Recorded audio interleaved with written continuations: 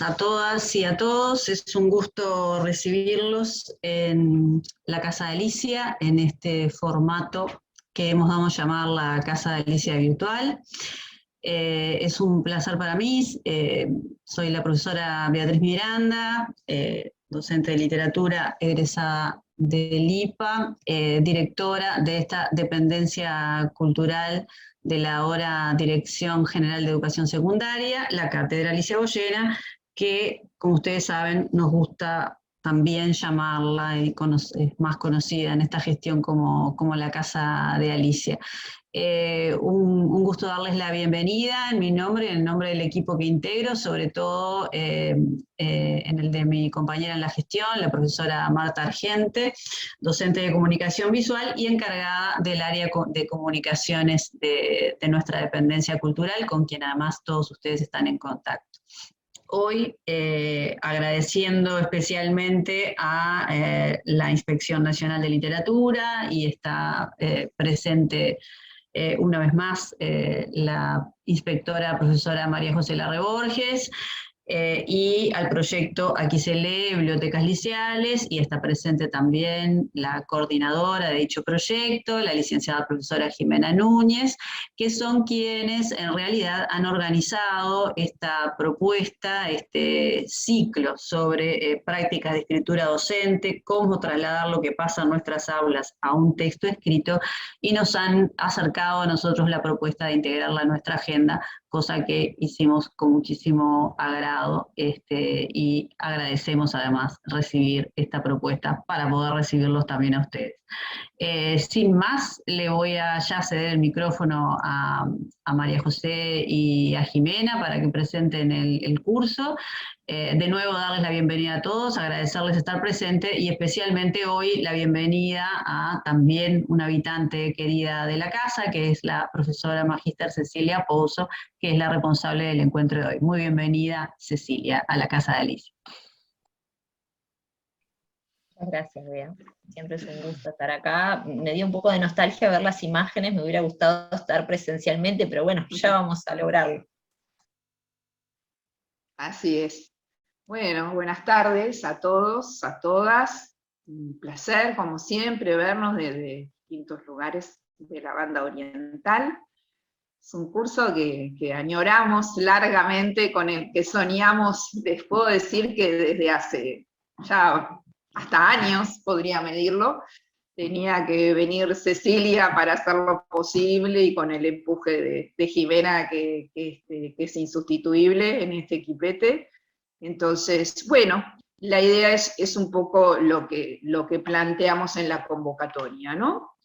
Vamos a empezar con narrativas docentes, que es lo que Ceci va a abordar hoy, ¿sí? Algunas técnicas y fundamentos sobre escritura académica vinculada con nuestra profesión. El segundo encuentro tiene que ver con búsquedas bibliográficas, esencialmente a través de la web, búsquedas orientadas, bases de datos, etcétera, etcétera, que puedan sernos útiles en nuestro trabajo. Y el tercero tiene que ver con el uso de imágenes y documentos, derechos de autor, Creative Commons, etcétera, etcétera, etcétera, que es algo que no siempre tenemos en cuenta, pero hay bastante legislación al respecto, y la debemos conocer.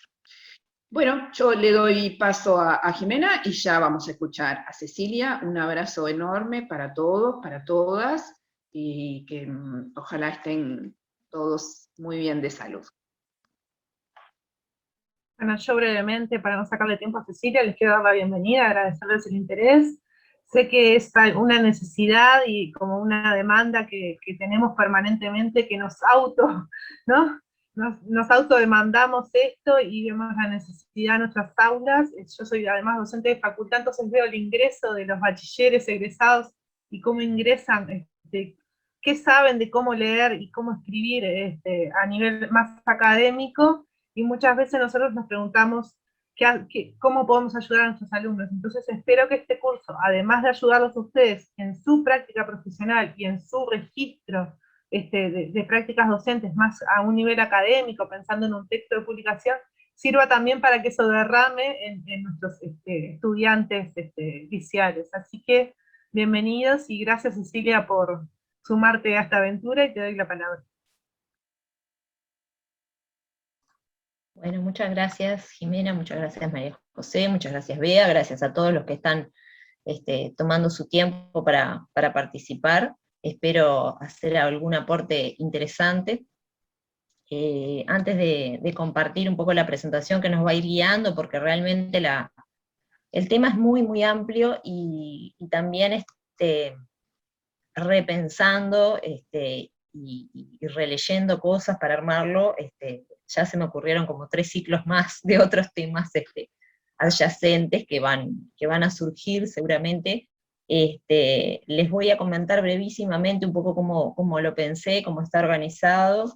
Desde ya les digo que si quieren intervenir en algún momento, quieren abrir el micrófono para hacerlo, no hay problema. Recuerden que como yo voy a estar con la presentación, no voy a estar pendiente del chat, pero sí la inspectora y Jimena van a estar ahí atentas también, o sea que no se va a perder, pero pueden participar en todo momento. La idea es también reservar de repente los últimos 15 o 10 minutos para hacer un intercambio abierto, y bueno, espero que me dé el tiempo para condensar, hacerlo claro e interesante para todos.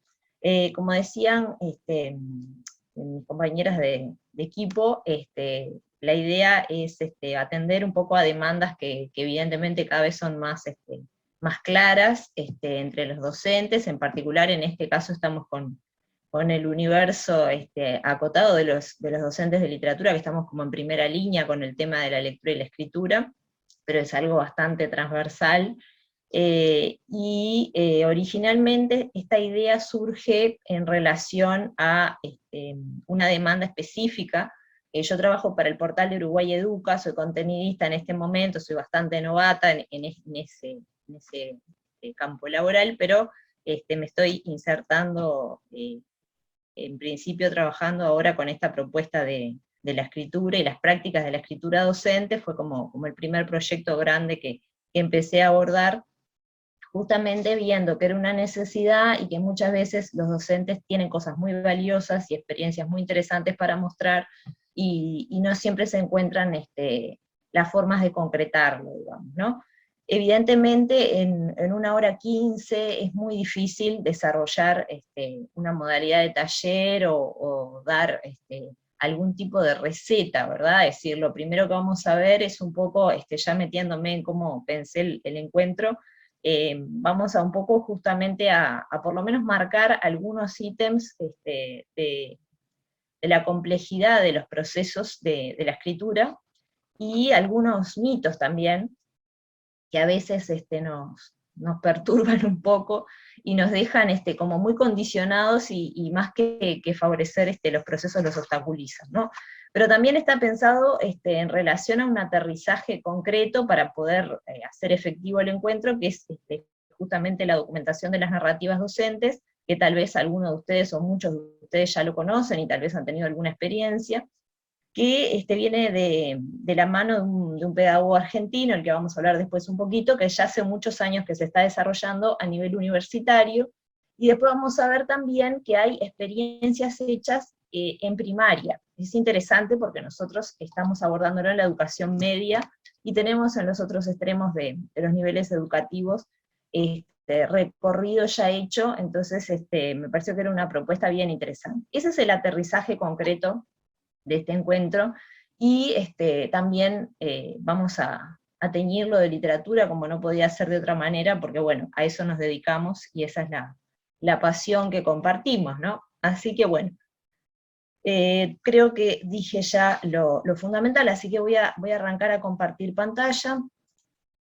Bueno, ya un poco explicamos los anuncios, cómo trasladar lo que pasa en nuestras aulas a un texto escrito, ¿no? Es decir, que en principio la propuesta está vinculada a las prácticas. Eso es muy importante porque también tiene que ver con cómo nosotros significamos lo que hacemos y cómo lo llevamos a algo que pueda ser considerado un documento, pero también la significación que eso tiene para nosotros desde un punto de vista más subjetivo, ¿verdad? Bueno, para empezar con algo de literatura, Pessoa, empezar por el tema del gusto por la palabra, ¿no? Me gusta decir, diré mejor, me gusta palabrear.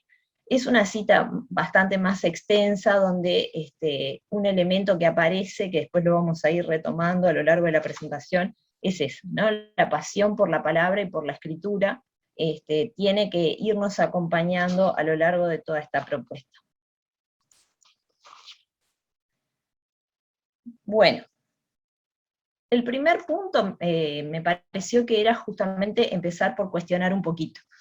Esta es una cita de Jorge La Rosa, que es un pedagogo español que está trabajando mucho con Scliar en este momento, el argentino, que de repente lo conocen un poco más, y esto está incluido en un libro que se llama Entre Pedagogía y Literatura. Les digo también que no se preocupen porque la bibliografía y las referencias las van a tener a disposición al final de la presentación, así que no se preocupen por eso.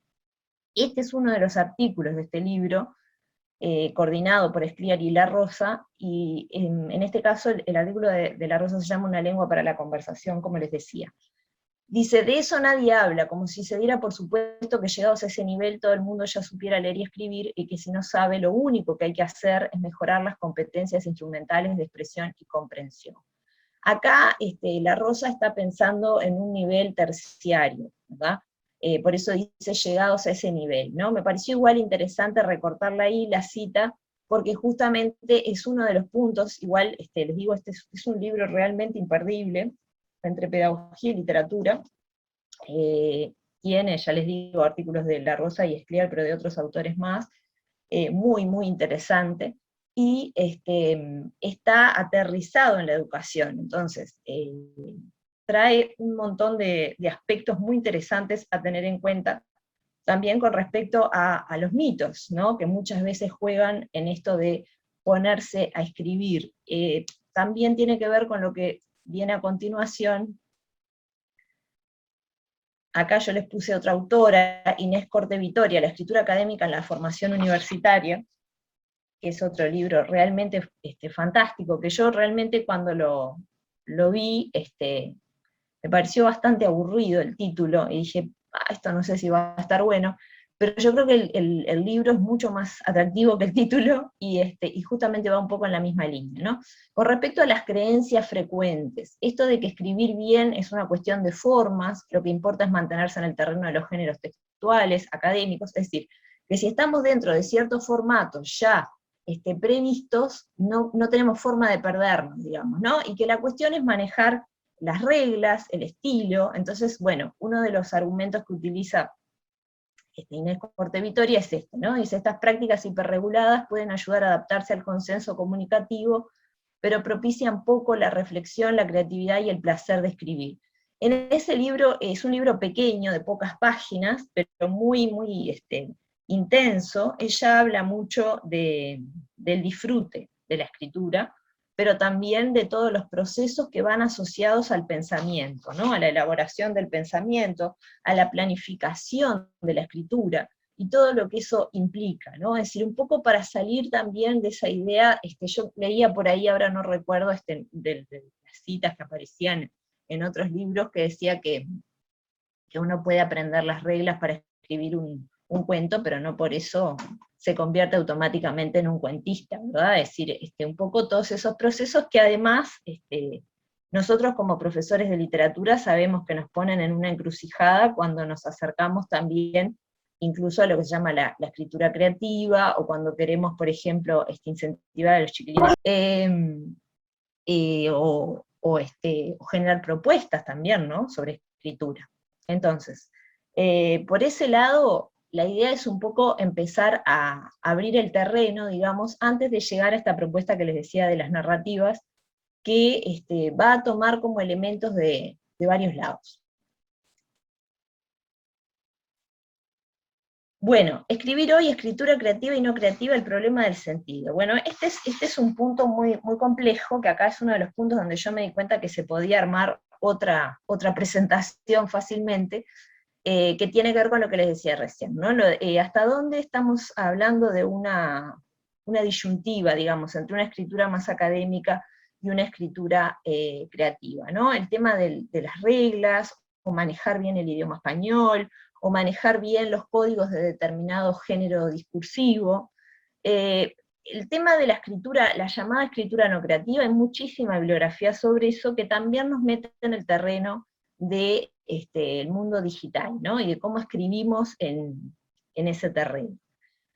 Desde la literatura hay un montón de antecedentes que marcan el divorcio, digamos, que se va gestando entre el lenguaje y la experiencia del mundo, ¿no? Que un poco en ese sentido conceptualmente también van Scliar y La Rosa en el libro del que les hablaba recién. Hay referencias muy frecuentes, por ejemplo, a Walter Benjamin en la obra de arte en la época de su reproductibilidad técnica, ni hablar, ¿no? Lo que es todo el tema de la aparición de la fotografía y cómo compite con la pintura, digamos. Incluso antes de eso, bueno, tenemos la ruptura de la vanguardia, ¿no? Duchamp, el arte conceptual, también hay muchos autores que hacen referencia al parnasianismo, el arte por el arte, y cómo toda esa búsqueda de una puridad, digamos, del lenguaje y de la asociación con aquello que se vuelve obra en la medida en que se lo cambia de contexto, ¿no? Empieza a generar toda una brecha dentro del campo del arte, y lo podríamos también llevar al terreno de la escritura, que pone en la encrucijada esto de lo creativo y lo no creativo. Es un tema mucho más amplio, simplemente tiro algunos titulares, pero en definitiva, ¿cómo nos aterriza con esto Scliar y La Rosa en relación a lo pedagógico y en relación a la educación? Bueno, la importancia de construir relatos que tengan un sentido que esté significado por nosotros mismos. Ahí vamos a ir llegando un poco a la propuesta. Dice, una lengua que nos permita vivir en el mundo, hacer la experiencia del mundo y elaborar con otros el sentido o el sinsentido de lo que nos pasa. Porque La Rosa, una de las cosas que plantea allí también, es que ya esto de buscar siempre la objetivación del mundo, como que no nos está llevando a ningún lugar, ¿no? Estamos perdiendo el sentido de las cosas, que es un poco lo que decíamos recién, con respecto a este viraje que ha habido en el mundo del arte, en la literatura en particular. Entonces dice, darle sentido a la experiencia, construir un relato propio. Después vamos a ir viendo cómo esto, que ahora pueden parecer como aspectos desgajados, empiezan a coagularse con esto de las narrativas docentes. Bueno, volviendo un poco a lo que anunciábamos, ¿verdad? Es decir, siempre tenemos que tratar de pensar en un embudo, una especie de cauce para este tema de la escritura, que todos sabemos que son procesos muy complejos, que los hemos experimentado desde distintos lugares. Tenemos como referente teórico clásico a Bastian, que nos habla de los géneros discursivos, ampliando la idea de género que originalmente se asociaba más con un género literario, como algo específico de un campo del saber humano, y lo amplía en relación a lo que son los contextos extraverbales, ¿no? Entonces, a cada ámbito social le corresponden ciertos tipos de situaciones comunicativas y a su vez determinadas formas de mensaje que resultan adecuados para cada uno de esos ámbitos. Bueno, nosotros lo que vamos a ir viendo es que justamente tenemos que ubicarnos dentro de una institución, ¿verdad? Y específicamente dentro de una institución educativa. Entonces, esa es la convocatoria, es decir, cómo trasladar lo que experimentamos en el aula en relación a nuestros objetivos, a nuestras planificaciones, pero también en relación a cómo significamos las experiencias que tenemos. Porque evidentemente nosotros la escritura la ejercitamos a diario, ¿no? Pero es una escritura que se ejercita desde formatos preconcebidos, que tienen que ver también muchas veces con procedimientos burocráticos, con elementos que en definitiva lo que se está cuestionando desde estos paradigmas justamente es hasta dónde nos resulta formativo ese ejercicio de la escritura, y hasta dónde simplemente estamos atendiendo a ciertos procedimientos ya institucionalmente previstos. Pero como decíamos, tenemos que encontrar el cruce, ¿no? Entonces, la escritura formal o académica en la producción de un texto enmarcado en una institución educativa. Ese sería nuestro cauce final, ¿no? Por escritura formal entendemos aquella que emplea la variedad estándar de la lengua y se basa en sus normas ortográficas, léxicas, ortotipográficas y pragmáticas, ¿no? Es decir, todas las dimensiones de la escritura que nos ubican dentro de una cierta, dentro de unas ciertas reglas que hacen que, de alguna manera, ese ejercicio de escritura sea legitimado, ¿no? Bueno, y ahora que más o menos planteamos una pequeña constelación de ideas, vamos a ir un poco a la propuesta en sí. Narrativa docente, relato pedagógico, documentación narrativa de experiencias pedagógicas. Bueno, estas son distintas denominaciones que ha recibido esta propuesta. Yo les puse acá un referente latinoamericano, Daniel Suárez, que es un poco quien acuña y desarrolla todo esto. Es un pedagogo, profesor regular y director del Departamento de Ciencias de la Educación, Facultad de Filosofía y Letras, Universidad de Buenos Aires. Define el saber pedagógico como un saber que requiere de una mediación metodológica y ciertas reglas de composición. Ahora vamos a ver algunas cosas más y vamos a ir desarrollando un poquito esta idea que tiene sus complejidades, ¿verdad? Es decir, lo que no sería bueno es que quedara la idea de que, bueno, los relatos pedagógicos son, voy y cuento mi experiencia y nada más, ¿no? Por supuesto que esto es un área de investigación y de práctica que se viene desarrollando hace 20 años, y ellos desarrollan en la Argentina y también en Chile, también en España hay experiencias. Yo les dejé varios links de muchos materiales que hay en línea también. Lo desarrollan con talleres de escritura que duran mínimamente un semestre, y se va orientando la escritura y la reescritura del docente en base a la significación que le va adjudicando a sus prácticas. Ahora vamos a ver un video muy cortito de 5 minutos para ampliar un poco esa idea. Primero tengo acá algo más de información. La documentación narrativa de experiencias pedagógicas se ha configurado como un género discursivo específico que llega al ámbito de la educación desde diversas áreas del conocimiento, entre otras la antropología y las ciencias sociales. Creo que en este fragmento del video que yo seleccioné, que igual también dentro de los materiales a los que van a acceder al final del encuentro, está el link del video entero. Él habla también de la autobiografía, habla de la etnografía específicamente dentro de la antropología, ¿verdad? Es decir, hay un montón de nexos con distintas áreas dentro de lo humanístico y lo social, que enriquecen notablemente el tema de la documentación narrativa. Bueno, les voy a presentar brevemente el video. Es un video en realidad del año 2009, pero me pareció bien interesante en particular, porque ya está muy, muy bien organizado, tiene subtítulos que van explicando algunas cosas, y ustedes lo que van a ver es un taller realizado con docentes en Chile, en la Facultad de Filosofía y Humanidades de la Universidad de Chile, que duró 3 días, donde aparece Daniel Suárez y Paula Dávila, que nosotros en este fragmento no la vamos a escuchar a ella, para que no se hiciera demasiado largo, pero ustedes pueden verlo entero.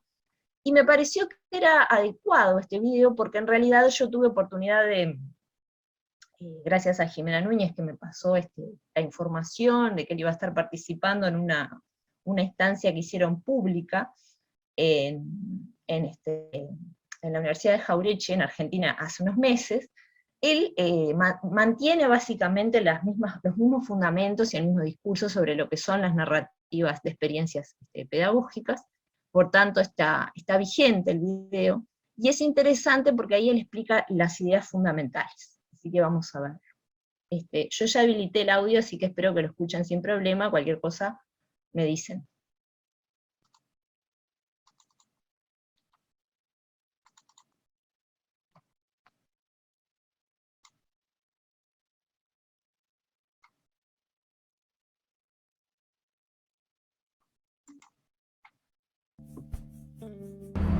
Nuestra propuesta de trabajo consiste en mostrarles en estas horas parte de lo que nosotros venimos trabajando hace algún tiempo en Argentina y en otros países de América Latina, vinculado a una modalidad particular de trabajo pedagógico entre docentes, que denominamos documentación narrativa de experiencias pedagógicas. Tienen como antecedente directo los talleres de educadores o los talleres de educación de investigación de la práctica, que aquí en Chile tuvieron y tienen bastante desarrollo, y que en Argentina también lo tuvieron de la mano de Graciela Batallán. La documentación narrativa es familiar, cercana de la etnografía de la educación. Incorpora elementos autobiográficos, pero no está centrado en eso, porque su objetivo fundamental es obtener o elaborar colaborativamente relatos de experiencia, un tipo particular de narrativa pedagógica. Recibe muchísimos aportes de la investigación-acción participante, ¿no?, vinculada a la educación popular de corte freiriano. La documentación narrativa se define como una estrategia de trabajo pedagógico y no tanto, no en sentido estricto, una estrategia de investigación educativa. Por supuesto que tiene fuertes vinculaciones y en cierta forma interpela a las modalidades convencionales, ¿no? Interpela y critica las modalidades convencionales de investigación educativa. La documentación narrativa intenta generar instancias, espacios, condiciones para el trabajo pedagógico entre pares. Que el docente no debe correrse de su posición como docente, sino más bien asumir posiciones cada vez más reflexivas respecto de su propio trabajo pedagógico. La tarea de la etnografía es documentar aspectos no documentados de la vida social, y de la etnografía de la educación es documentar aspectos no documentados de la vida escolar. Con la paradoja de que el mundo escolar es uno de los ambientes de los cuales se producen más documentos. Los aparatos escolares masivos requieren de documentos que den cuenta de la vida escolar, pero para atender a cuestiones vinculadas a la gestión y el gobierno de los sistemas. Las prácticas de escritura que realizan los docentes en función de estas exigencias de documentación para la gestión escolar, generalmente lo que hacen es ocultar las cuestiones personales o las dimensiones subjetivas involucradas en los procesos escolares, en los procesos pedagógicos.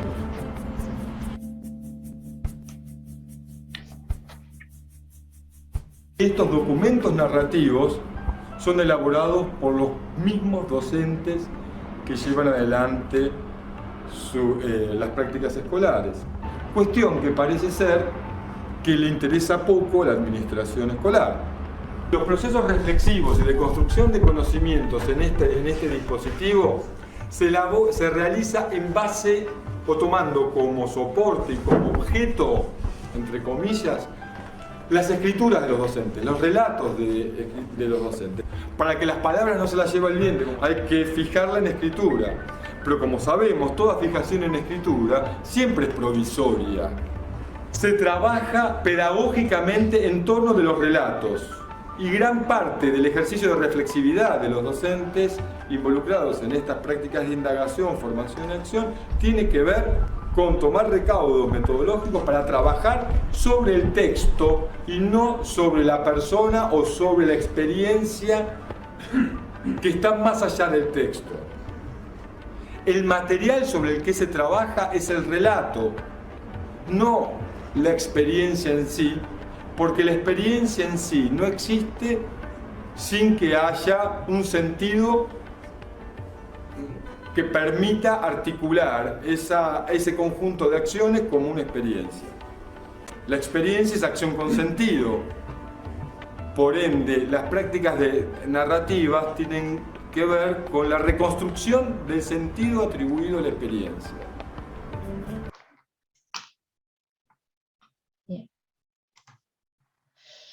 Bien, algunos titulares que quería remarcar del video para que no se pierdan, después lo vamos a seguir conversando, ¿no? Algunas fuentes importantes de esta documentación narrativa de experiencias pedagógicas. La investigación de la práctica, ¿no?, como uno de los ejes fundamentales, la etnografía educativa narrativa y la autobiografía, como habíamos anunciado antes. La investigación-acción, que es un paradigma bien interesante, pero al cual él le va a agregar con mucho énfasis el tema de la formación, cuando él habla, por ejemplo, del trabajo entre pares, ¿no? Es decir, la idea fundamental acá es generar una comunidad de escritura y de co-lectura y corrección y relectura de los trabajos entre los docentes, y es muy importante lo que dijo al final, ¿no? La experiencia, en definitiva, es una acción con sentido, y cómo eso es necesario registrarlo y elevarlo, encontrar los mecanismos, los dispositivos para elevarlo a nivel de documento, ¿no? Y eso también políticamente posiciona al docente en otro lugar, ¿no? Como un interlocutor de la educación mucho más potente, ¿no? Esto no es solamente, como se dice muchas veces, bueno, tenemos que anotar lo que hacemos, las bitácoras, sino que ya es otro nivel de elaboración. Ahora después vamos a ver un ejemplo, ¿no? Bueno, y también es interesante lo que destaca de los aspectos generalmente no documentados de la experiencia, ¿no? Y cómo se va a ir dando una propuesta de determinado formato para ese registro, para poder garantizar estas dimensiones de la escritura que se proponen. Yo les voy a compartir ahora no, en la otra plaquita, les voy a compartir un documento que igual está también dentro de los documentos que ya les vamos a mandar todos juntos al final de la presentación, junto con la presentación, pero es un documento sintético elaborado por el propio Daniel Suárez y dos pedagogas más, donde hay una síntesis de los pasos, digamos, para concretar esto, ¿no? Porque uno puede decir, bueno, muy bien, ¿y cómo? ¿Y cuándo? ¿Y en qué contexto? Bueno, ahora vamos a eso.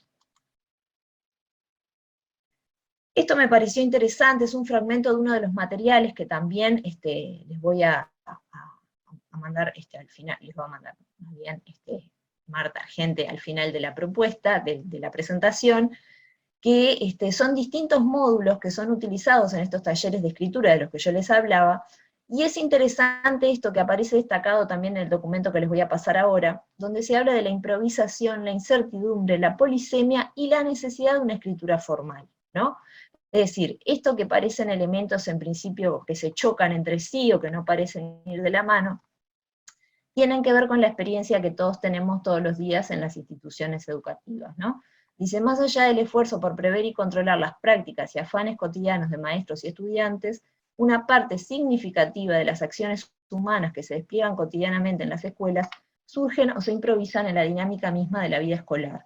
Por supuesto que acá la vida escolar y las escuelas está dicho en un sentido genérico con respecto a cualquier institución educativa, ¿verdad? Pero tiene que ver fundamentalmente con todo aquello que se nos escapa y que de alguna manera la propuesta de la documentación de las narrativas pretende dar cuenta, por lo menos, de parte de eso.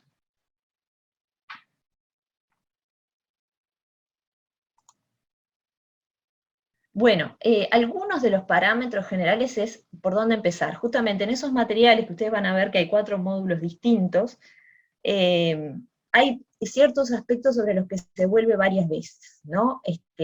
Por ejemplo, se le da mucha importancia a la etapa inicial, que es la de selección de las experiencias, es decir, no caer en la idea de que, bueno, vamos a contar cualquier cosa que nos pase, sino que hay todo un procedimiento de selección, de indagación en las experiencias para ver cuál amerita, por qué, con qué sentido, ¿no? Y acá algunas de las preguntas básicas de las que uno tiene que partir para empezar a trabajar. A ver si les puedo compartir en el chat. A ver si espero tener el link adecuado. No, no es este, esperen un poquito. Les voy a compartir ese documentito, que yo les decía que igual está también en la selección que les vamos a dejar al final, pero ya les trae un resumen de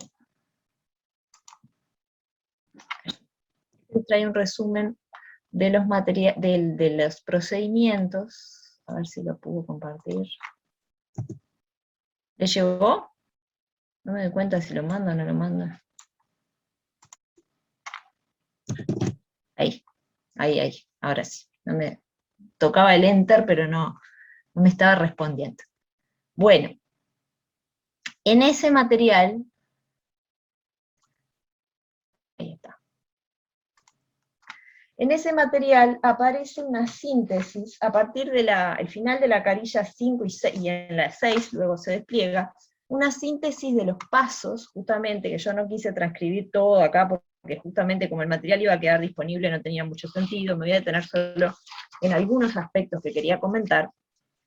Son 6 pasos abreviados, digamos, de lo que sería el itinerario de trabajo, ¿no? Una de las cosas en las que se insiste es en la necesidad también de que haya ciertos formatos institucionales que habiliten el trabajo con la documentación narrativa, que habiliten a que haya esta organización de docentes que producen y que pueden hacer esta investigación, acción, formación, como la va a llamar Suárez, ¿no? Y después habla de identificar y seleccionar las prácticas pedagógicas y experiencias escolares, que yo, como les decía, es todo un procedimiento que implica ciertos criterios de selección. Después dice escribir y reescribir distintos tipos de texto y versiones sucesivas, estoy en la carilla 6 del documento, si lo pudieron abrir. Después dice editar pedagógicamente el relato de experiencias, lecturas y relecturas, publicar el relato de la experiencia, bueno, publicar dentro de una comunidad que puede ser divulgar internamente, o puede ser una instancia un poco más pública, de acuerdo a las posibilidades que haya entre distintas instituciones, de repente en una comunidad geográfica, ¿no? Y después, bueno, hacer circular los documentos narrativos. Yo pensaba con respecto a esto, que también una cosa que no dije, pero que también yo incluí uno de los documentos que les puse ahí, que está en línea. Hay gente que está trabajando con las narrativas docentes acá en Uruguay ya hace un tiempo, por ejemplo, Eliana Lucián, que es una docente que tal vez alguno conoce, que tiene a cargo el taller de escritura académica en la Facultad de Humanidades para los correctores de estilo, por ejemplo. Ella introduce elementos de las narrativas docentes y ha dado talleres para el abrojo también sobre este tema, y es una modalidad de trabajo que se adapta bastante a varios contextos, digamos, ¿no? También es interesante, yo pensaba, con respecto a mi propia experiencia, cuando a veces los docentes hacemos microproyectos de coordinación con otro docente, que a veces somos 2, a veces somos 3, que le sacamos tiempo a un puente, o entre una clase y otra, ¿verdad? Y coordinamos actividades o lo que sea, y generamos iniciativas que tienen un parentesco interesante con las narrativas docentes, ¿no? Me parece que es un formato potente para empoderar al docente sobre su trabajo, más allá del marco institucional que necesariamente tiene que tener, ¿verdad? Bueno, eso un poco con respecto a la propuesta, y vamos llegando al ejemplo en el cual vamos a observar algunas cosas concretas.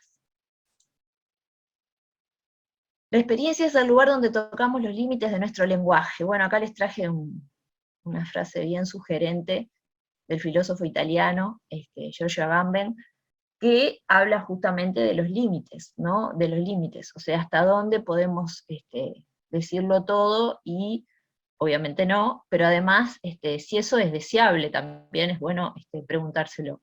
Pero bueno, creo que también tiene que ver un poco con la pasión por la palabra, que era un poco lo que yo planteaba al principio, y que vamos a ir intentando reforzar, y en este caso particular con relación a la escritura, como una instancia de fijación y también de memoria, ¿verdad? Que también es fuente fundamental para generar experiencia y también transformación, ¿no? Es decir, que el docente puede ir trabajando sobre sus prácticas y puede ir también apoyándose en las prácticas de otros docentes en base a ese ejercicio, ¿no? Es decir, pensar en la escritura docente desde ese lugar.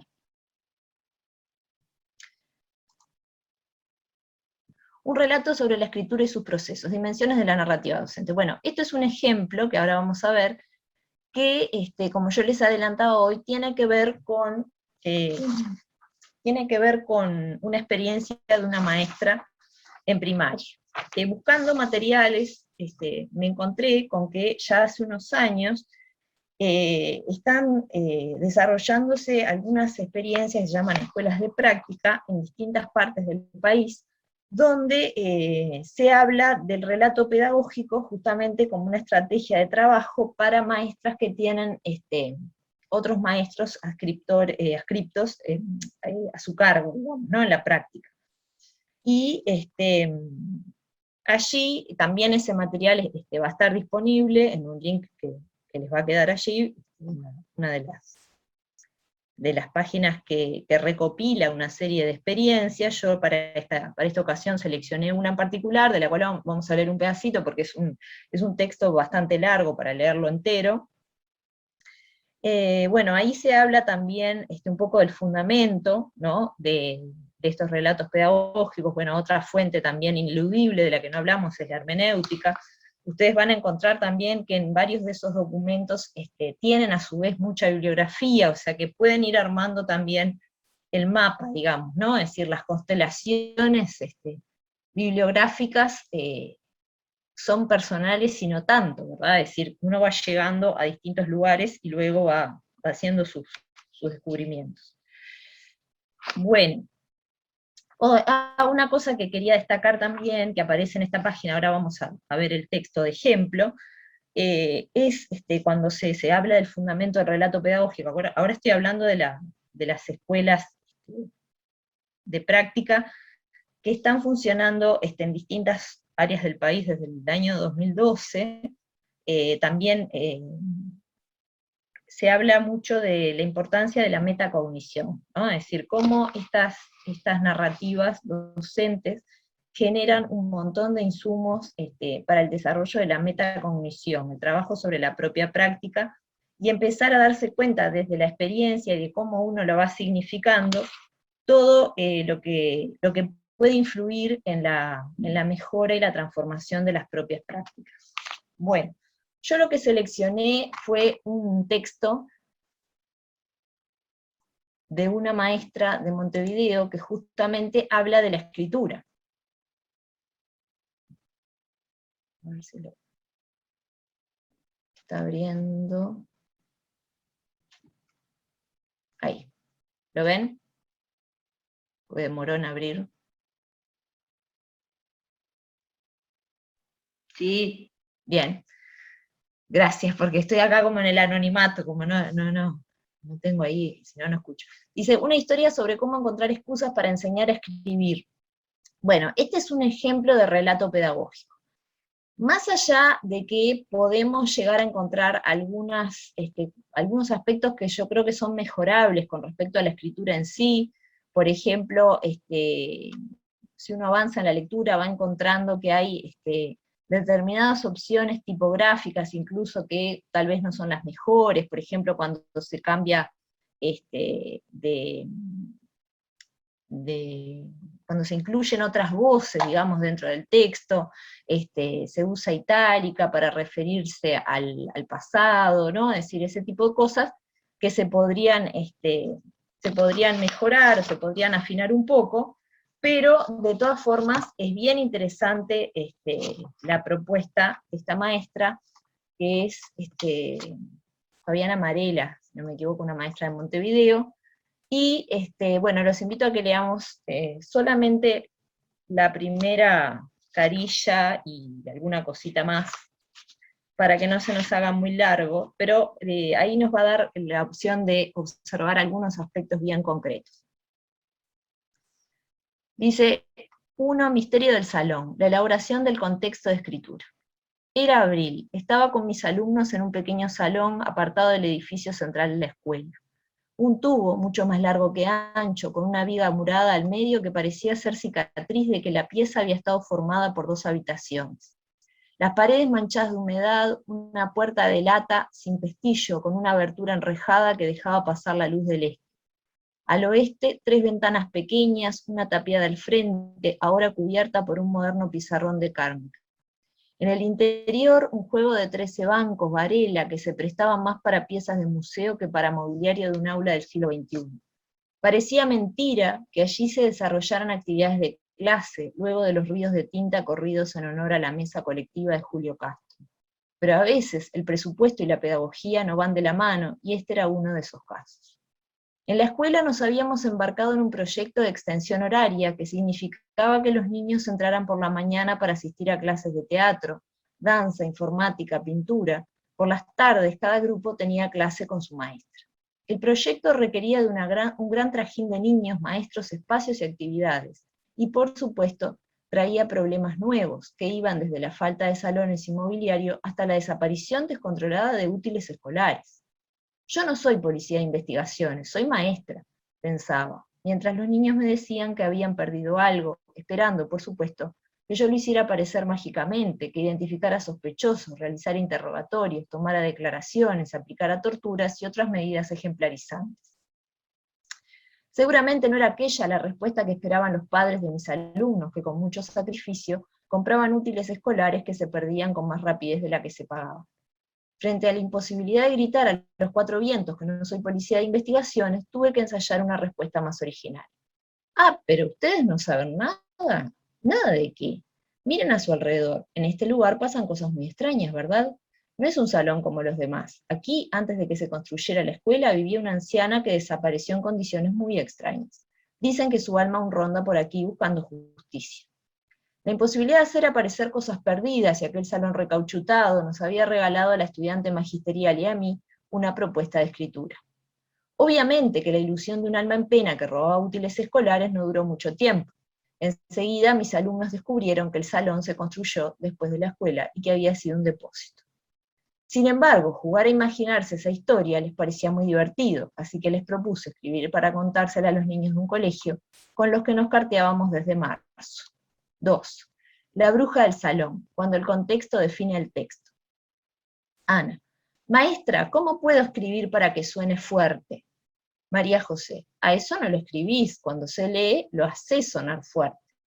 Bruno: pero si no lo hacés sonar fuerte cuando lo escribís, ¿cómo sabe el que lo lee que lo tiene que hacer sonar?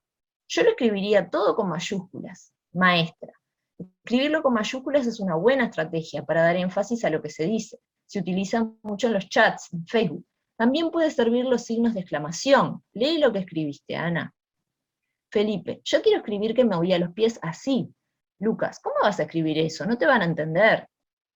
Trabajábamos con la libertad de sabernos absolutamente ignorados, sin la presión de que alguien estuviera esperando algún producto de nuestra labor.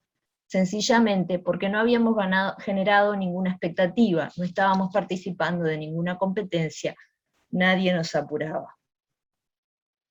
Bueno, voy a adelantarme un poquito. Acá ya empezamos a ver algunos aspectos que obviamente sirven para la reflexión, ¿no? Dice, esto me interesó mucho, dice: mi intención era enseñar a escribir textos para ser leídos, y para eso había hallado un contexto que exigía incorporar la voz del lector al proceso de escritura. Cuando hablamos de la voz del lector, nos referimos a tomar en cuenta su punto de vista, a aprovecharnos de lo que no sabe, a tener el control de los hilos de lo que se le cuenta y de lo que no se le cuenta, a pensar cómo captar su interés y atraparlo dentro de nuestro relato y bla, bla, bla. Esto dicen los libros de didáctica de la lengua, pero la cosa es cómo hacer que nuestros niños aprendan todo eso sin dar cátedra. Y después, como cierre, me parece un poco de esta parte, por lo menos, que es bien interesante, dice: los diálogos de los niños hablaban en secreto de los contenidos que deberíamos enseñar sobre el proceso de escritura. Lejos de escribir para el maestro, estos chicos estaban poniendo sobre la mesa los puntos de partida del escribir para otros. Estaban definiendo relaciones entre el contenido del texto y la tipología, discutían sobre modos de decir para generar tal o cual efecto, conversaban sobre títulos que develaban más o menos información. Era un proceso de escritura que surgía inevitablemente de su contexto. Nadie les había dicho a los alumnos que debían hablar sobre tipologías textuales, efectos pragmáticos de diferentes títulos, tipos de narrador, formas de estructurar la narrativa, empezando por el nudo o por el desenlace. Mi tarea en ese momento era intervenir lo menos posible y tomar nota de las puntas que iban surgiendo para retomarlas en futuras actividades. Esa primera instancia no era para nada una clase modélica, podía parecer caótica, pero era el inicio de un proceso personal de composición, una instancia individual mediada por el diálogo con los pares, en la que cada niño vivía la experiencia de desplegar todas sus herramientas para comunicar por medio de un texto escrito.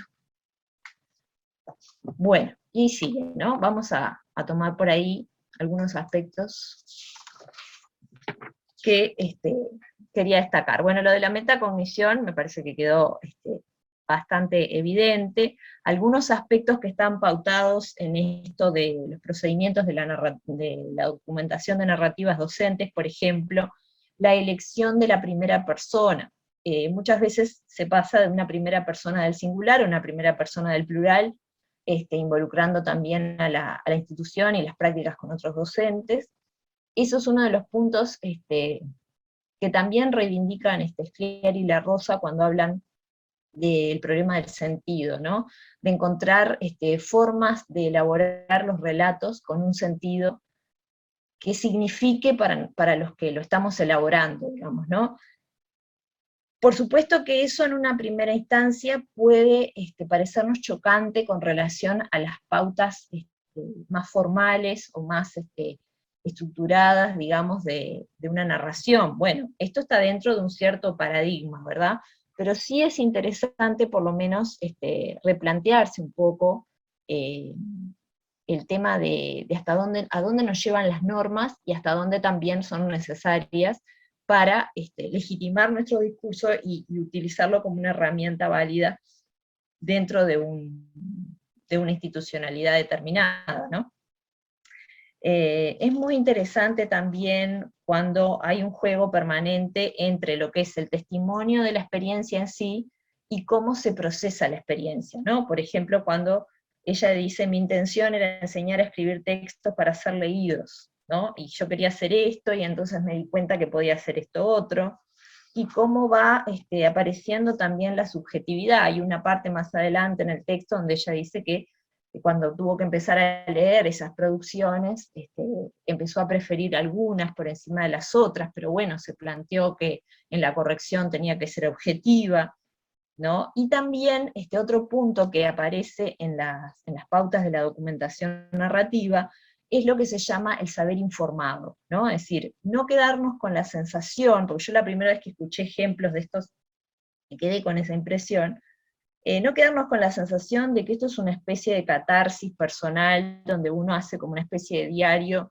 de algo que le sucedió y cuenta una anécdota, sino que no aparece en esta partecita que leímos, pero más adelante después ella va a nombrar ciertos autores, ¿no? Ciertas teorías sobre la lectura, por ejemplo nombra Goodman, donde aparece un saber informado, como dice Suárez, relacionado con estas prácticas de escritura que combinan, lo que generan es un entramado, ¿no? Donde la subjetividad y las impresiones del docente no son despreciables, sino que son parte de los insumos necesarios para construir esa herramienta de trabajo que después va a servir como documento que es, a través de la escritura y de la reescritura y de la relectura y del intercambio con otros docentes, para seguir trabajando sobre las prácticas, ¿no? También en esa idea que a veces tenemos de que, bueno, no es una práctica mía, es algo que yo hice, más o menos, muchas veces nos falta como confiar un poco más en nuestras capacidades profesionales y en nuestro conocimiento de la realidad educativa con la que estamos en contacto en forma permanente, ¿no? Entonces, bueno, la propuesta es un poco esa, es decir, a través de la escritura y del pulimiento también de la escritura, y de eso en lo que él insiste mucho, la significación y resignificación de las experiencias que se registran, darle otro estatus a la práctica y a nuestros saberes. Bueno, y como que por ahí iría un poco la propuesta fundamental. No sé si en este punto alguien quiere comentar algo, preguntar algo, antes de que siga un poquito más.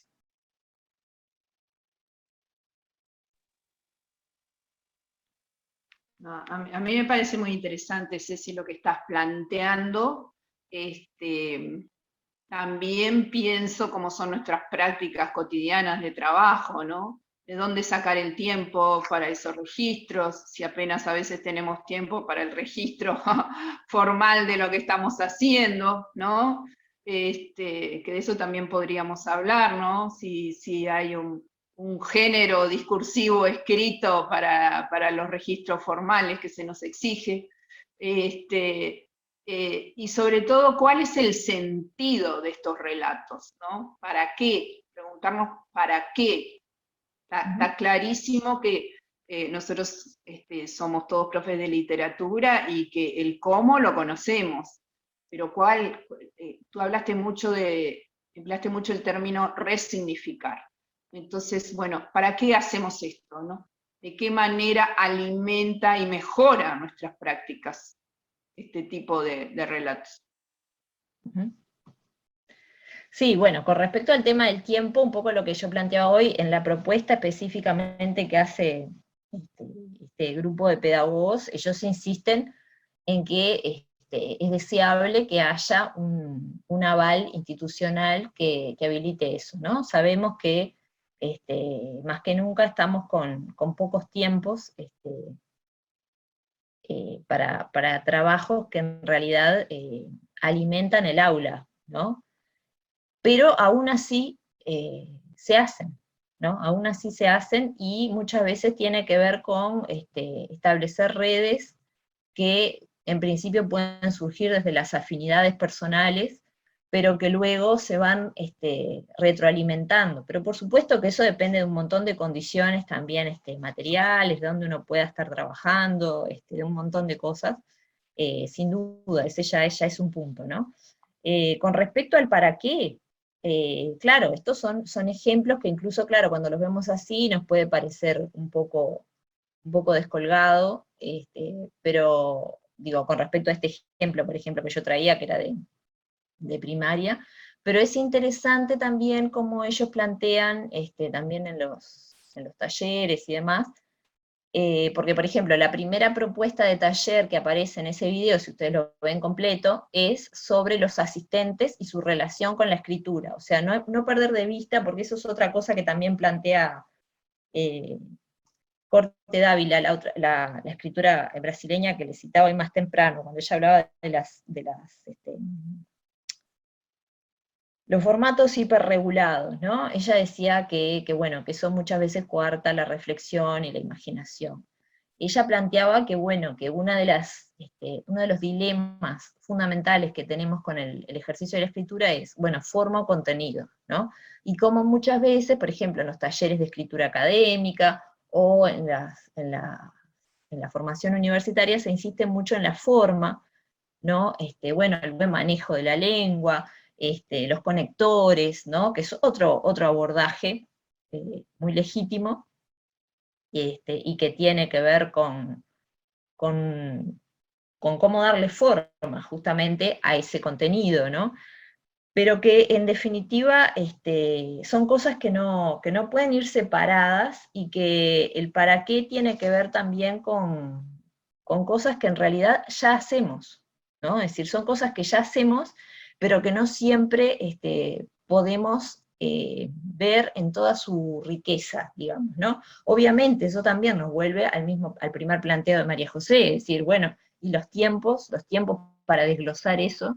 Bueno, pero también a veces hay cosas que nos suceden y que nos exceden como apasionados de la literatura que somos, y la escritura debería ser una práctica que nos acompañe más cotidianamente, tal vez desde ese otro punto de vista, que bueno, que tal vez, yo leí una vez por ahí que todo lector es un ladrón, ¿no? Es decir, así como también para leer muchas veces tenemos que estar robando tiempos de otras cosas que son aparentemente las que importan, para estas cosas tenemos que buscar también los espacios, ¿no? Sin duda, ya digo, lo que ellos plantean es que, bueno, que tiene que haber un aval institucional que habilite, pero yo lo que pienso también, humildemente desde mi experiencia, es que hay muchas cosas que se hacen, y tal vez no con las mejores condiciones, no con todas las posibilidades de tiempo y de energía, pero que suceden permanentemente. Sobre todo me parece que los profesores de literatura tenemos mucha experiencia en eso, en esta época tan compleja que hemos estado viviendo, hemos visto propuestas también de profes que han elaborado un montón de cosas, y a veces, si nos detuviéramos a pensar en darle como esa estructura de la escritura más reflexionada y más fundamentada, tal vez podríamos dar un paso un poco más allá, ¿no? Bueno, vamos a ir ya a la última parte, que tiene que ver con esto, ¿no? Encontrar las motivaciones y las condiciones para apasionarse, la escritura como proceso de formación y transformación. Bueno, y esto está dentro de los fundamentos de la documentación de narrativas docentes, en esto de la formación y la transformación, que me parece que es una idea súper potente, que tiene que ver con eso de que uno se va formando y se va transformando, pero también ellos insisten mucho en el tema de generar comunidad, ¿no? Es decir, encontrar el momento del trabajo con el otro, que, bueno, como decía María José, tiene que ver mucho con las condiciones, sin duda, los tiempos, pero, insisto, también en este periodo que ha sido tan difícil, hemos podido ver propuestas y formas de trabajo donde el docente le busca la vuelta. O sea, yo tengo clarísimo que bueno, que con esa teoría de que le buscamos la vuelta y esperamos los 15 minutos que tenemos de encuentro en la sala de profesores, no es lo mejor, digamos, ¿no? Pero me parece que todo el discurso también que tiene que ver con darle estatus al saber docente en sí, y desde el docente, ¿no? Puede ser una herramienta de transformación, no solo de cada uno, sino a un nivel un poco más amplio. Y bueno, y por ahí iba un poco la propuesta. Cierro con la pasión y con el tiempo. El tiempo de que disponemos cada día es elástico, las pasiones que sentimos lo dilatan, las que inspiramos lo encogen, y la costumbre lo llena, ¿no? También esto de cómo estamos muy llenos de rutinas y de instancias burocráticas con las que sin duda tenemos que cumplir, pero bueno, a veces es también una oportunidad para encontrar intersticios, y bueno, y seguir apasionándose, ¿no? Porque en realidad, como profesores de literatura que somos, me parece que no sé, no estamos en esto porque bueno, dio la casualidad, ¿no? Es decir, es una de las asignaturas, me parece que en general los docentes están realmente bastante enamorados de la asignatura, y bueno, por ahí iría un poquito la propuesta. Yo les dejo acá las referencias. Ya les digo, ahora nomás ya se va a compartir la presentación, y también van a tener los links de todo lo que está en línea. Y bueno, no sé si alguien quería comentar algo. Al final se fue bastante rápido, pensé que me iba a faltar tiempo, pero no. No sé. Bueno, no sé, rompo el hielo. Dale. No, re interesante todo lo que acabas de compartir con nosotros. Una reflexión, mientras te escuchaba pensaba que nosotros escribimos mucho las planificaciones, lo que proyectamos, pero siempre nos queda como inconcluso después reflexionar sobre la práctica en sí, ¿no? Es decir, si funcionó, si no funcionó, qué cosas surgieron que no teníamos previstas, ¿no? Todo eso queda como en nuestra experiencia personal, en la oralidad con otros compañeros, pero nos cuesta mucho el registro escrito de lo que sucedió después de esa experiencia. Y yo tuve solo una experiencia en donde se me exigió, en un concurso, luego de la parte práctica, de estar con los niños en el aula, ¿no? Reflexionar sobre esa práctica que había acontecido minutos antes. Claro, no teníamos el tiempo, ni era una escritura académica, porque en realidad se nos daba media hora para hacer esa reflexión, y fue la primera vez que yo me tuve que enfrentar, después de una clase práctica, a sentarme, nos daban 30 minutos, y reflexionar sobre esa práctica. en base a las cosas que yo había planificado para esa clase, para ese taller. Y fue en primaria justamente, fue un concurso de primaria, y esa parte donde nosotros reflexionábamos sobre nuestra práctica tenía un puntaje importante dentro de lo que se nos consideraba para evaluarnos, ¿no? Y fue el primer acercamiento que tuve en muchísimos años como docente, en donde tuve que reflexionar por escrito sobre una práctica educativa con niños. Y fue muy interesante ver lo subjetivo, lo que a mí me había pasado también, no solo lo que había pasado con los niños, lo que había pasado con los contenidos, sino también lo que me había pasado a mí. Reflexionar sobre mi subjetividad dentro de esa planificación, que a veces quedamos como medio por fuera de la planificación que realizamos. Y bueno, todo lo que acabas de conversar le dio como un marco a esa experiencia que yo tuve única, y creo que sí, que necesitamos muchas veces ese otro lado que es, bueno, yo planifiqué, me estructuré, fui, lo hice, y después, ¿cómo salió? ¿Salió bien? ¿Salió mal? ¿Surgió otra cosa? ¿Se abrió otra proyección? ¿No se abrió? ¿Qué marco teórico sustenta lo que yo acabo de hacer? ¿Y qué marco teórico me faltó? ¿O qué necesidades surgieron en la clase? Y dije, yo tengo que saber más sobre esto porque la pifié, ¿no? Que también las experiencias, a veces los docentes tenemos como esa sensación de que si vamos a escribir algo sobre una experiencia, tiene que ser una experiencia que haya salido bien, que creamos que fue algo positivo, y que también podemos escribir y reflexionar sobre las cosas que no nos salen bien, que creímos y proyectamos que iban a salir fabulosas, y no salió nada como lo esperábamos, o como lo habíamos proyectado. Entonces que estas experiencias de escritura también tengan que ver con eso, con lo que hacemos y nos sale fabuloso y salió redondito y todo salió precioso, y cuando no, cuando la experiencia nos indica que por ahí no era, y por qué, y reflexionar por qué no. Quería compartir con ustedes eso entonces. Muchas gracias, Andrea. Sí, eso es bien importante, ¿no? Es decir, también eso tiene que ver con la idea de que tenemos que ser, siempre tenemos que caer bien, y siempre nos tiene que ir bien, y tenemos que ser exitosos, ¿no?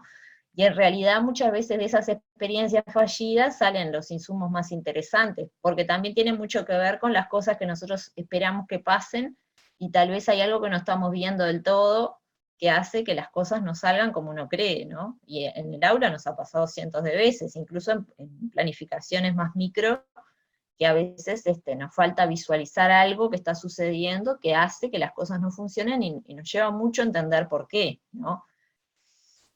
Bueno.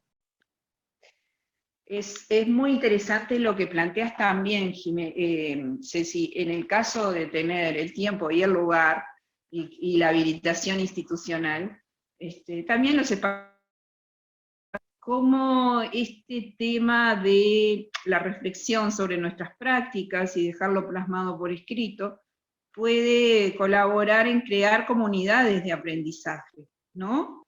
Comunidades de aprendizaje dentro de la propia institución donde yo trabajo, o comunidad de aprendizaje profesional. Por ejemplo, nosotros, quienes estamos acá en este grupo, podríamos, supuestamente, no lo vamos a hacer, salvo que ustedes lo pidan, organizarnos en una comunidad que durante este semestre que está empezando hiciéramos un relato sobre algunas experiencias significativas que nos suceden dentro del aula, ¿no? Y después intercambiarnos, eso también es lindo, ¿no? No solo en formato soliloquio, digamos, ¿no? Sino entrar en diálogo de relatos.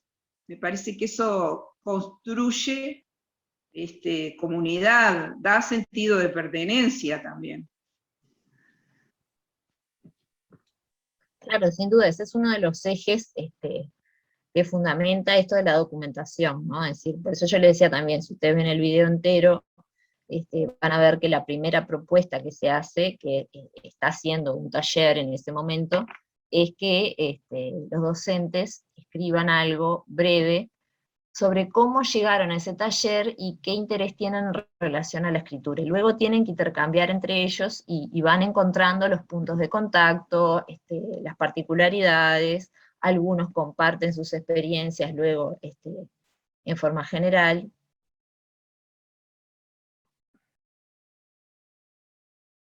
Mónica comenta en el chat. Claro, lo de la investigación-acción, claro, que es otro de los fundamentos de la propuesta, que es bien potente, ¿no? Y yo creo que es bien interesante que Suárez le agrega lo de la formación, ¿no? La formación colectiva y que se va retroalimentando. No sé. Algo digno de contar. Bueno, sí, eso es uno de los aspectos que está planteado en los materiales, justamente cómo empezar por seleccionar primero por qué y para qué una experiencia, ¿no?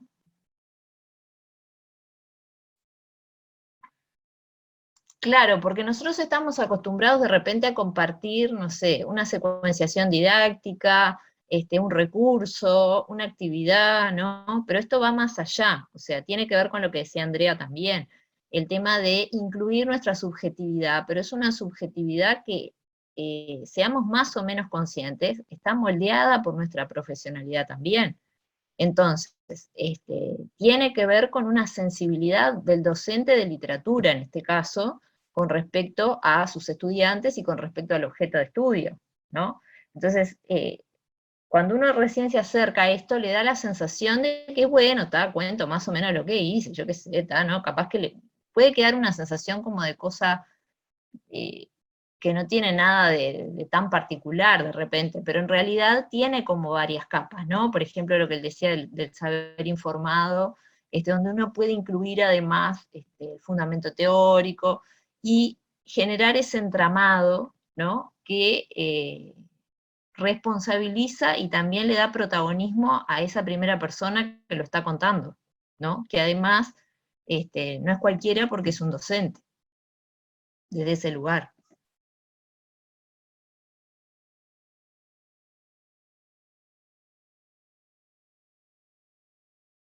Bueno, quedó todo mudo esto. No sé si alguien más quería compartir algo, alguna impresión. Jimena está levantando la mano. Estoy muy prolija. No, me encantó todo el encare que le diste a la conversa de hoy, y me parece que tiene que ver con un animarnos a mostrar lo que hacemos, como dice Andrea, lo que hacemos bien, lo que hacemos mal, y estar el ensayo, el permanente ensayo sobre la escritura va a generar esa carne, ¿no? Ese entramado entre lo teórico y lo práctico, que si no, es como que le vamos dejando la palabra a otros. Y después, Exacto. la queja continua nuestra es que otros miran las prácticas docentes, otros las analizan, y vienen los investigadores, y los sociólogos, y los antropólogos, y en realidad no saben lo que pasa en el aula, y tienen una mirada externa. Entonces, apropiándonos del discurso, de las narrativas, de lo que pasa en nuestras aulas, nos va a permitir cada vez más leer sobre otros, ¿no? Que hacen lo mismo, esas comunidades que dice María José, y nos va a permitir mostrarlo y darle carne teórica y fuerza para manifestar sobre lo que nosotros pensamos de cómo se enseña nuestra disciplina, ¿no? Va a reforzar la didáctica, ¿no?, de nuestra disciplina. Y me parece que nos pasa a muchos de nosotros que cuando se arman llamados a congresos o llamados a publicaciones, bueno, es el terror a la hoja en blanco, o se demora a no saber qué decir porque en realidad yo no soy un investigador, o en realidad no tengo tiempo para leer crítica literaria, y entonces mi práctica es lo cotidiano, ¿no? Y nos vamos llevando por la vorágine, y perdemos como esas oportunidades de compartir con otros. Entonces, me parece que sí, la bitácora es como esencial, pero dar un paso más allá de la bitácora y darle cada vez más reflexión, cada vez más teoría, irla alimentando para que no nos agarren, porque siento que muchas veces a los docentes, en general, los agarra de sorpresa las convocatorias, ¿no? Y no nos animamos a presentarnos. O nos presentamos y nos damos de golpe contra la pared, que eso va a seguir desarrollando Nicolás y Patricia en los otros encuentros, contra ciertas dificultades de construcción de un texto académico que pensábamos que no teníamos porque somos de literatura y tenemos, ¿no? Pero en realidad tenemos esas dificultades en todas las disciplinas, pero las tenemos porque como profesores no fuimos formados para eso. Entonces, por lo menos yo en el IPA hace muchos años no recibí una formación sobre cómo escribir un trabajo académico, lo fui ahí llevando. Entonces me parece que hay que fortalecer eso y animarnos y dedicar esos tiempos que a veces se hacen difíciles, pero ir generando como esa estrategia de, a través de narrar lo que pasa en mi aula, irle dando carne. Sí, también lo que dice Jimena tiene que ver con apropiarnos un poco más de un costado más de investigación, ¿no? Que nos puede dar herramientas para empezar a acercarnos a otras instancias o a mostrar un poco más lo que hacemos, pero también empezar a visualizar nuestro trabajo desde ese lugar también, ¿no? Desde esa perspectiva, ¿no? Y que nosotros somos parte de esa investigación. Por eso también Suárez habla de la investigación participante, ¿no? Es decir, nosotros somos también protagonistas de una situación, un vínculo que genera conocimiento de por sí, ¿no? En ese sentido también, con respecto a lo pedagógico, más allá de lo didáctico, porque también lo que pasaba hoy, ¿no? Lo que decíamos hoy, es decir, las prácticas, bueno, apliqué tal secuencia o hice tal actividad, pero también todo lo que rodea eso, ¿no? No sé qué pusieron allí en el chat.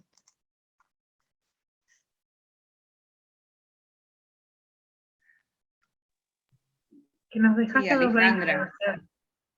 Alejandra justamente ponía que es una práctica, no sé, Alejandra, si lo querés compartir, Alejandra Gamela, que es una práctica que viene haciéndola hace mucho tiempo. Buenas. Sí, ¿cómo está? Mucho gusto.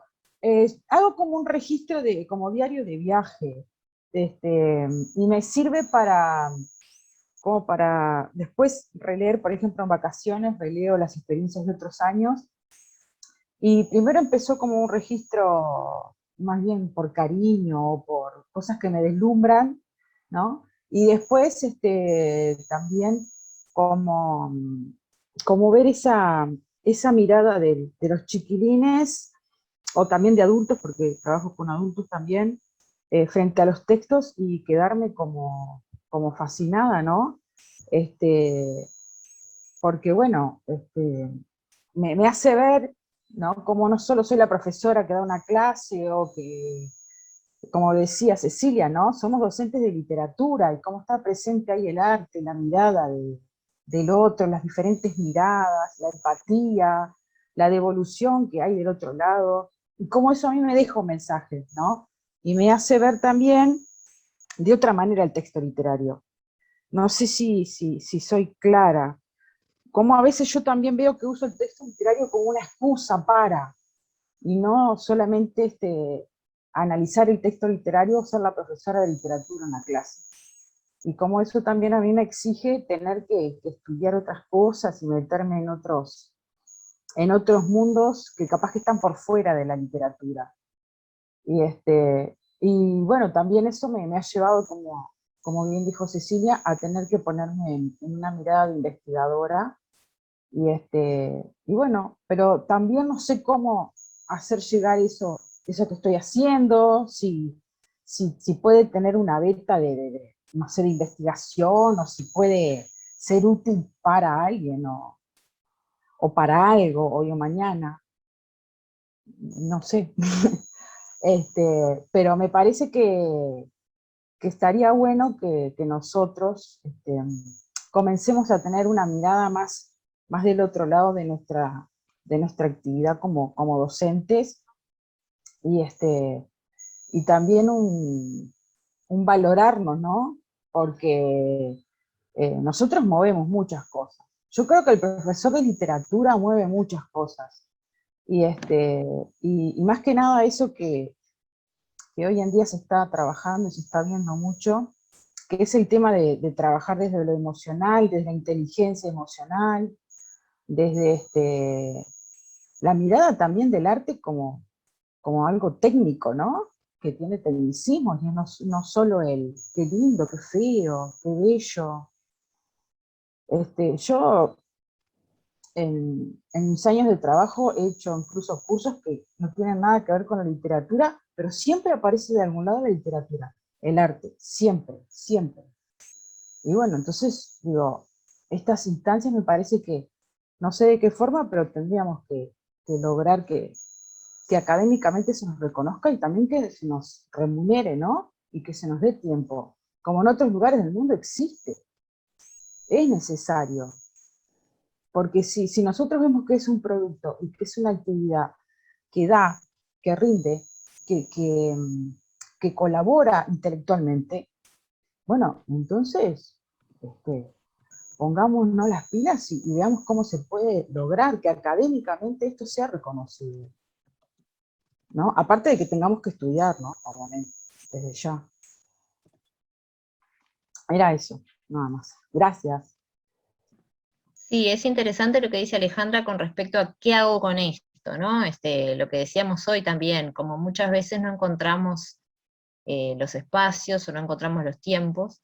Yo personalmente he intentado en mis microcomunidades generar determinados pequeños proyectos, a veces de cosas que uno sentía que era una necesidad de la comunidad con el tema de la escritura, tomar iniciativas y proponer cosas más transversales, que no siempre es tan fácil, ¿no? Involucrar a otros docentes, pero siempre se logran, aunque sean cosas aparentemente pequeñas, que van generando memoria también, ¿no? Es decir, también lo que decíamos hoy, depende si yo estoy en una comunidad más o menos estable, si estoy en varios lados, pero eso es relativo, porque a veces yo cada vez creo más que coagula en determinadas personas concretas que tienen afinidad y que bueno, que le buscan la vuelta y hay que difundir y empezar a leerse entre sí. Eso me parece que es re importante. O sea, cuando uno individualmente tiene una iniciativa, tiene una inquietud, y empieza a leer a otro que está haciendo algo parecido y se intercambia, ¿no? También es un entramado de confianza, ¿no? Y desde ese lugar creo que vamos a descubrir que podemos más de lo que pensamos que podemos, ¿no? Que a veces da la sensación de que creemos que podemos poco, que somos como islas, pero bueno, eso es una impresión personal. Muchas gracias, no sé si alguien más quería agregar algo.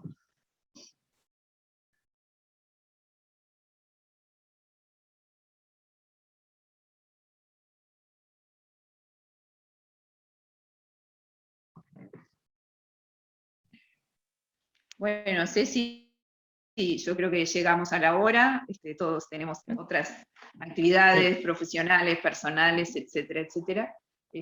Por ahí Elizabeth aportaba que ella, sobre todo en contextos de encierro, muchas veces sale movilizada y dice, ¿dónde coloco todo esto, no?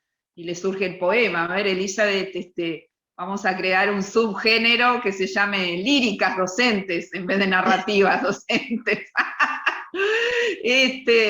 Pero no, me pareció la pregunta que alguna colega, creo que fue Alejandra, que lanzó, ¿no? Bueno, ¿cuándo empezamos? Ya sabemos cómo, sabemos para qué, y bueno, vamos a ver si encontramos el momento y el lugar para empezar a trabajar así.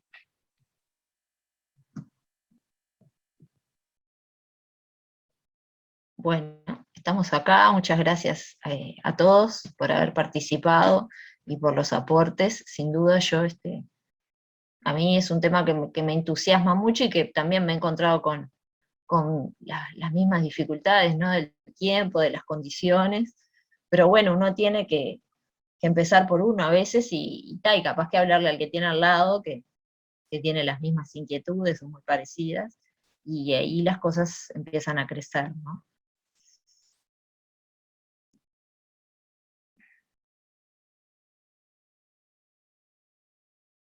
Bueno, no sé, Marta, supongo que les va a ir compartiendo los materiales después, y bueno, muy interesantes los encuentros que se vienen también, como para seguirlos bien de cerca, así que bueno, nos estaremos encontrando nuevamente.